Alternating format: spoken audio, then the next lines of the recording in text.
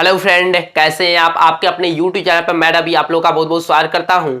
दोस्तों, 67वीं बीपीएससी का एग्ज़ाम जो कि आप लोग जानते हैं कि 23 जनवरी को एग्ज़ाम होने हैं और 23 जनवरी को एग्ज़ाम होने हैं तो क्या क्या अभी से रणनीति होनी चाहिए और क्या क्या हम लोगों को ध्यान में रखने की ज़रूरत है, तो आइए इसी के रिगार्डिंग में हम लोग चर्चा करते हैं। सबसे पहले आप लोग जानते हैं कि बीपीएससी 3 चरण में एग्ज़ाम लेती है। तो पहला पड़ाव आपका पीडी का है, तो यहाँ पे हम लोग लिख लेते हैं। यहाँ पे पहला पड़ाव पीडी एंड दूसरा पड़ाव आपका मेंस है, मेंस, और लास्ट है इंटरव्यू।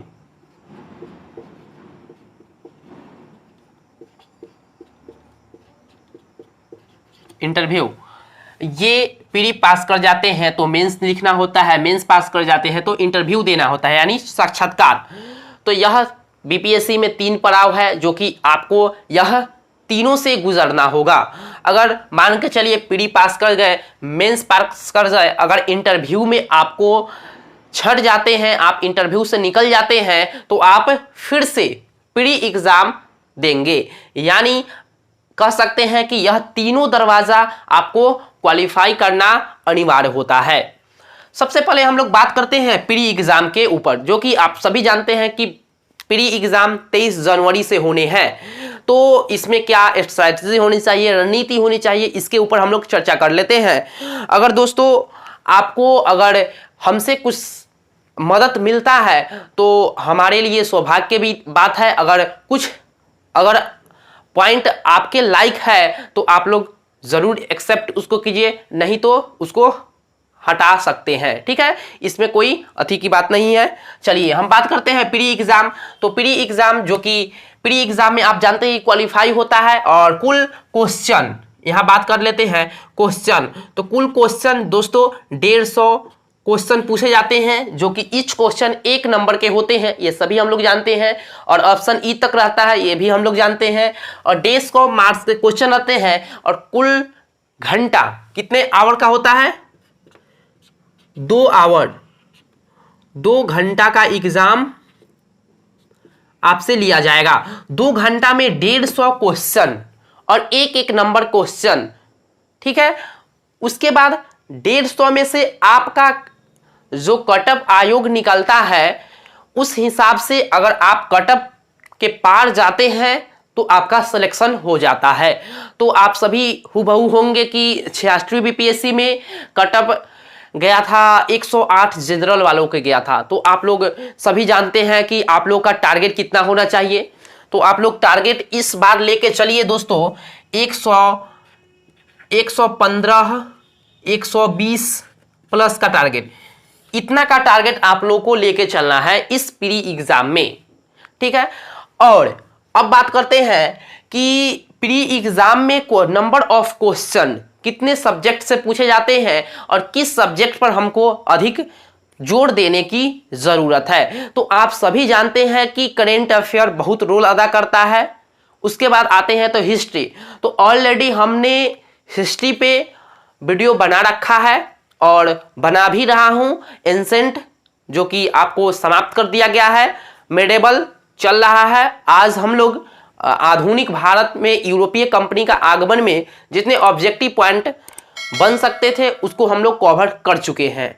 और हम लोग भूगोल की ओर आए हैं। तो भूगोल में सौरमंडल यानी सोलर सिस्टम के बारे में जितने ऑब्जेक्टिव पॉइंट बने थे उसको कवर कर चुका हूं। और दोस्तों हम लोग बात करते हैं कि जितने ऑब्जेक्टिव पॉइंट बनने वाले हैं आपके एग्जाम में, ये सबको हम लोग कवर कर रहे हैं, ठीक है। अगर आप हमसे जुड़ना चाहते हैं तो जुड़ सकते हैं, नहीं तो आपका मन। तो अब बात करते हैं कि number of question current affair. Current affair में दोस्तों नंबर ऑफ क्वेश्चन की बात करें तो 35 से 40 करेंट अफेयर पूछे जाते हैं। तो करेंट अफेयर के लिए आप अगर हमारे फेसबुक पेज से नहीं जुड़े हैं तो जुड़ सकते हैं। फेसबुक पेज पे आप सर्च कीजिएगा, रवि स्टडी के नाम से सर्च कीजिएगा तो आपके सामने मोबाइल स्क्रीन तक फेसबुक पेज खुल जाएगा। वहाँ पे मैं शेयर करता हूँ PDF वगैरह और करेंट अफेयर वहाँ पे शेयर करता हूँ, और बहुत सारे जो कि दोस्त हैं वहाँ पे अपना अपना वो कंटेंट डालते हैं और उससे आपको कहीं ना कहीं हेल्प मिल सकता है। उसके बाद बात करते हैं करेंट अफेयर अगर हो जाता है तो उसके बाद हिस्ट्री तो आप सभी जानते हैं कि हिस्ट्री से नंबर ऑफ क्वेश्चन 35 से 40 के बीच में रहते हैं। ये दोनों स्कोरिंग सब्जेक्ट है दोस्तों।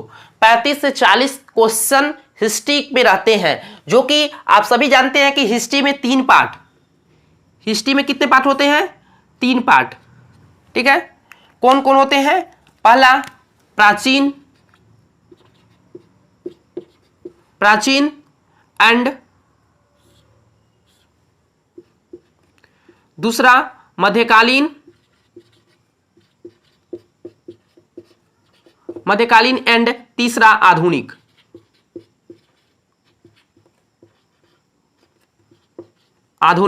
जो कि हमने प्राचीन इतिहास पे ऑलरेडी हम लोग पढ़ चुके हैं। उसमें इंपॉर्टेंट टॉपिक पर ऑलरेडी हम लोग ऑब्जेक्टिव कर रहे हैं, जिसमें से हम लोग सबसे पहले प्रागैतिहासिक काल, सिंधु घाटी सभ्यता, हड़प्पा सभ्यता, उसके बाद प्राचीन धार्मिक आंदोलन, वैदिक काल, प्राचीन धार्मिक आंदोलन में बौद्ध और जैन धर्म के बारे में पढ़ चुके थे।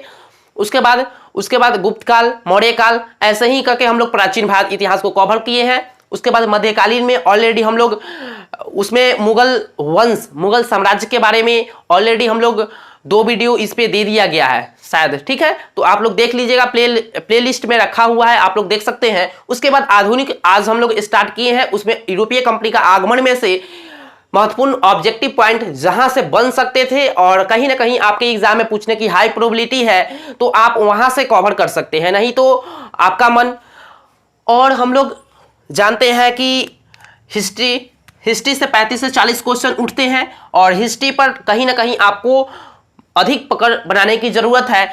बेसी आपको झुकाव देना होगा आधुनिक यानी मॉडर्न हिस्ट्री पे, बेसी आपका झुकाव रहना चाहिए। उसके बाद प्राचीन से लगभग दोस्तों 5 से 7 क्वेश्चन के बीच में पूछे जाते हैं। प्राचीन से बात करते हैं मध्यकालीन की, तो मध्यकालीन में दोस्तों 5 से 6 क्वेश्चन पूछे जाते हैं।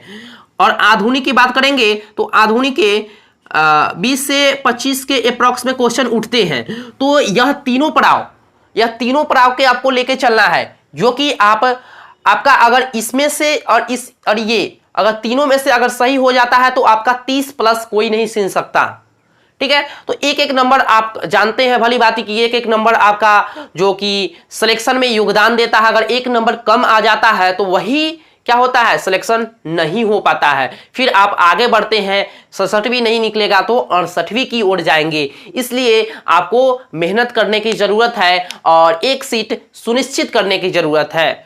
तो आप 80 खासी सीट है, ये सब आप लोग जानते हैं। अब बात करते हैं करेंट अफेयर्स, हिस्ट्री हो गया, तो आप ले लीजिए साइंस में दोस्तों 20 से 25 क्वेश्चन अप्रॉक्स में पूछे जाएंगे साइंस में। तो साइंस में भी 3 पोर्शन होते हैं, फिजिक्स, केमिस्ट्री और बायोलॉजी। तो यह तीनों को आपको आपको बायोलॉजी पे और कह ले कि केमिस्ट्री उतना नहीं, फिजिक्स पे बेसी जोर देने की जरूरत है। 2 ऐसे सब्जेक्ट है जो कि जोर देने की जरूरत है। तो आप बोलेंगे तो मैं फिजिक्स और बायोलॉजी पे वीडियो ऑब्जेक्टिव के तौर पे दे दूंगा, जहां से टॉपिक वाइज जहां से क्वेश्चन पूछे जाएंगे वहां से दूंगा। जो कि आप सभी लोग देख लिए होंगे कि हमने जो कि सिलेबस पर वीडियो बनाया था, फिजिक्स, केमिस्ट्री, बायोलॉजी, हिस्ट्री, जितने सारे ऑब्जेक्टिव पॉइंट बने थे वो हम लोग कवर कर रहे हैं। और सिलेबस में जो सिलेबस आपको दिया गया है उस पर ऑलरेडी हम लोग धीरे धीरे कवर कर रहे हैं, आपके एग्जाम से पहले कवर कर दिया जाएगा। अब बात करते हैं करेंट अफेयर, हिस्ट्री, साइंस। उसके बाद बिहार स्पेशल ले लीजिए। तो बिहार स्पेशल से दोस्तों आपके एग्जाम में कहीं ना कहीं 15 से 20 क्वेश्चन अप्रॉक्स में पूछे जाते हैं बिहार स्पेशल से।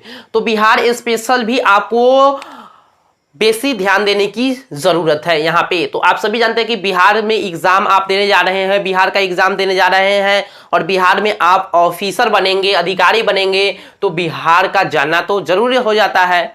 इसलिए आपको बिहार स्पेशल पर भी ध्यान देने की ज़रूरत है। उसके बाद बात करते हैं दोस्तों इकोनॉमिक्स। तो इकोनॉमिक्स में आप सभी जानते हैं कि इकोनॉमिक्स करंट अफेयर से जुड़ा रहता है। इकोनॉमिक्स ज़्यादातर करंट अफेयर से जुड़ा रहेगा। यहाँ से 5 से 10 क्वेश्चन अप्रॉक्स में पूछे जाएंगे। 5 से 10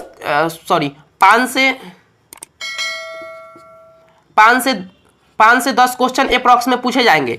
5 से 10 में आप अगर करंट अफेयर अगर कर लेते हैं तो इकोनॉमिक्स में करंट अफेयर से ही क्वेश्चन रहते हैं, तो यहाँ से हो जाते हैं। उसके बाद आप ले लीजिए ज्योग्राफी।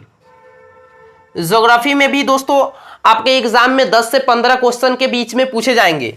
ज्योग्राफी 10 से 15 क्वेश्चन के बीच में ज्योग्राफी से भी रहते हैं, तो ज्योग्राफी भी आपको करने की जरूरत है, जो कि ऑलरेडी हम लोग एक चैप्टर सौरमंडल सोलर सिस्टम के ऊपर कर चुके हैं। धीरे धीरे हम लोग कवर ज्योग्राफी भी कर देंगे, तो आप बिल्कुल घबराए नहीं। उसके बाद ज्योग्राफी के बाद पॉलिटी लीजिए, तो पॉलिटी से भी क्वेश्चन रहते हैं। 10 से 12 क्वेश्चन पॉलिटी से दोस्तों रहते हैं। 10 से 12 क्वेश्चन पॉलिटी से भी रहते हैं। तो आपको बेसिक तरह आपको बहुत सिलेक्टेड टॉपिक पढ़ना है, जो कि सिलेबस में बता दिया गया है। अगर सिलेबस का वीडियो नहीं देखे हैं तो प्लेलिस्ट से देख लीजिएगा, नहीं तो लिंक डिस्क्रिप्शन बॉक्स में डाल दूंगा, वहां से आप देख लीजिएगा। उसके बाद बात करते हैं मैथ। तो मैथ से आप लोग सभी जानते हैं कि मैथ से 10 क्वेश्चन फिक्स रहता है और मैथ और रीजनिंग से क्वेश्चन आते हैं। और मैथ क्वेश्चन आप अगर प्रीवियस ईयर क्वेश्चन सॉल्व करते हैं तो कहीं ना कहीं वहां से कवर हो जाता है। अगर गहराई में जाना चाहते हैं तो आप 8th से 10th का मैथ उसको रिकॉल करें, उसको बनाएं, तो वहां से कवर हो जाते हैं।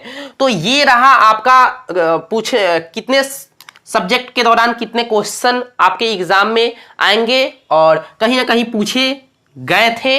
आप देखिए 86वीं में देखिएगा, उसके बाद 65वीं में देखिएगा, तो कहीं ना कहीं आपके इसी के इर्द गिर्द में क्वेश्चन पूछे जा रहे हैं।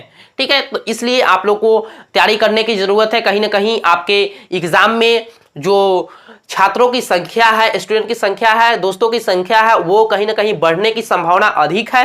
5 लाख अप्रॉक्स जो स्टूडेंट हैं वो फॉर्म फिलअप किए हैं और आपको उस 5 लाख में से एक सीट सुनिश्चित करना है। तो आप सभी जानते हैं कि मेहनत अधिक करना होगा तभी सुनिश्चित होगा। स्टूडेंट है वो आपसे लीड लेकर निकल जाएंगे। इसलिए आप 5 लाख से हड़बड़ाए नहीं और मेहनत में आप भिड़िए और सिलेबस कवर कीजिए। ठीक है, ऐसे नहीं होता है कि हाँ हम पढ़ लिए और ये हमको कुछ नहीं आता और वहाँ पे जाए तो कन्फ्यूज़न क्रिएट होगा। तो कन्फ्यूज़न से आप लोग बचिए।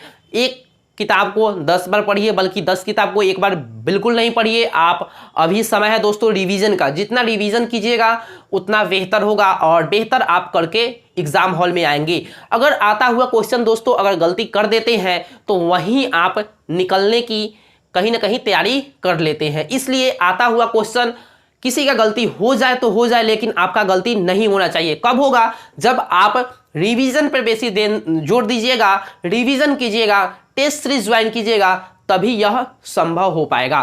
ठीक है दोस्तों, तो आज हम लोग ने जो कि बीपीएससी के ऊपर महत्वपूर्ण पॉइंट पे चर्चा किए हैं। वीडियो काफ़ी लंबी हो गई है, इसलिए मैं फिर नेक्स्ट वीडियो में महत्वपूर्ण पॉइंट पर चर्चा करूंगा और एग्जाम हॉल में स्ट्रैटेजी की बात करेंगे। उसके बाद कैसे कौन कौन से बुक और कौन कौन सी हम लोग की रणनीति होनी चाहिए, इसके ऊपर हम लोग डिटेल में चर्चा करेंगे फिर नेक्स्ट वीडियो में।